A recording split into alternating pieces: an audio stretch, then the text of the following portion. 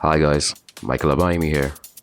Today, I'll be talking about The Legend of Zelda Tears of the Kingdom and how it is currently being positioned as the Nintendo Switch's swan song, or last hurrah if you will. So the Nintendo Switch had launched all the way back in March of 2017, alongside The Legend of Zelda Breath of the Wild. And while the game itself was a cross-gen title with the Wii U version, it was still considered a system seller. It basically served as a showcase for the new hybrid console, showing people just what the new Nintendo handheld was capable of. The game itself has served as a departure for the Legend of Zelda series, with its beautiful open world and lack of traditional dungeons, which was replaced by the various shrines that were scattered across the map. The game has since gone on to sell just shy of 30 million units, and as at a point, it even had a 1.3 attach rate to the Nintendo Switch itself, meaning that it was actually selling more copies than the game console. I actually remember picking up my copy of the game long before I actually even got the console, so I guess I'm one of those that was responsible for this. In any case, we won't be getting any news regarding a sequel until 2019, when it was revealed that that sequel was actually in active development. And ever since then, the game has actually held the title of my most anticipated game for 3 years running. This was mostly due to the fact that it was being delayed from one year to the next, but we finally got a concrete date of May 2023. So because of that, the game is currently on everybody's most anticipated video games list for Nintendo Switch. But the Nintendo Switch itself, being 6 years old at this point, has actually hit the point of being considered long in the tooth.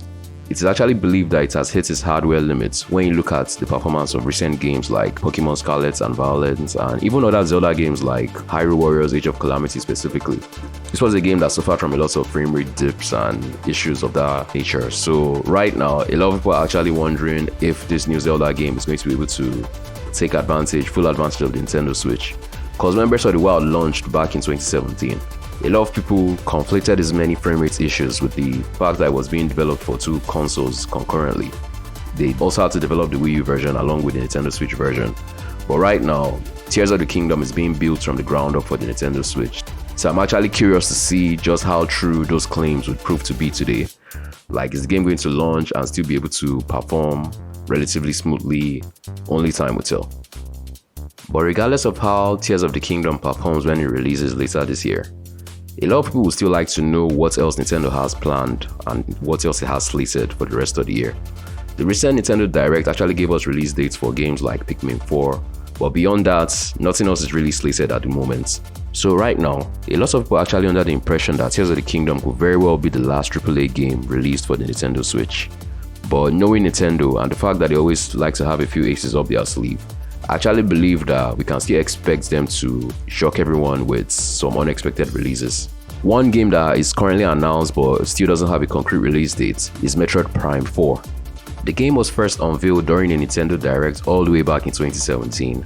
It was subsequently announced that development for the game was going to be restarted, with Retro Studios taking over development from Bandai Namco. But it's already been 4 years since then.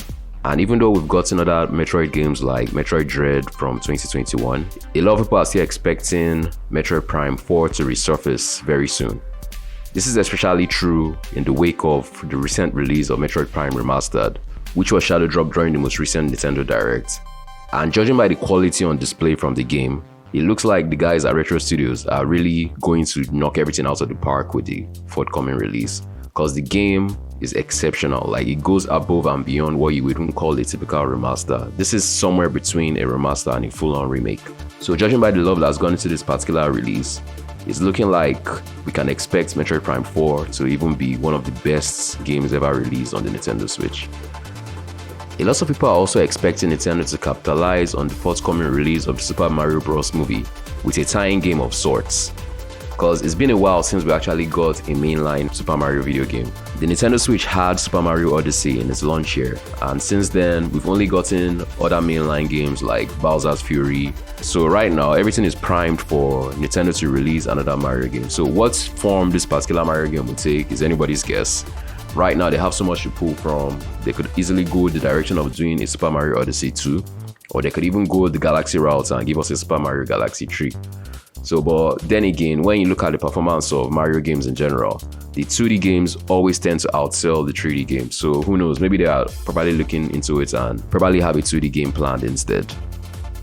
Aside from the Metroids and the Marios, Nintendo of course has a very vast library of untapped IP that we haven't gotten new entries in their series in a while. We have games like Star Fox or even something like F-Zero. And I'd like to believe that some of the teams at Nintendo would have been looking for ways to reinvigorate all these older series, kind of the same way that they did with Breath of the Wild and Mario during the Nintendo Switch's lifetime. Then of course there's always the possibility of brand new IP. After all, a game like Splatoon didn't even exist until it was introduced during the Wii U generation. So the Nintendo Switch likewise has every opportunity of introducing its own fair share of new IPs that could go on to live on for several generations to come. But come what may, it is clear that Tears of the Kingdom is going to be one of Nintendo's most ambitious titles till date. I mean, just looking at the few details we've been able to glean from the trailers we've gotten thus far, it shows that it's going to build upon everything that was introduced in Breath of the Wild and introduce even new mechanics that were not seen before.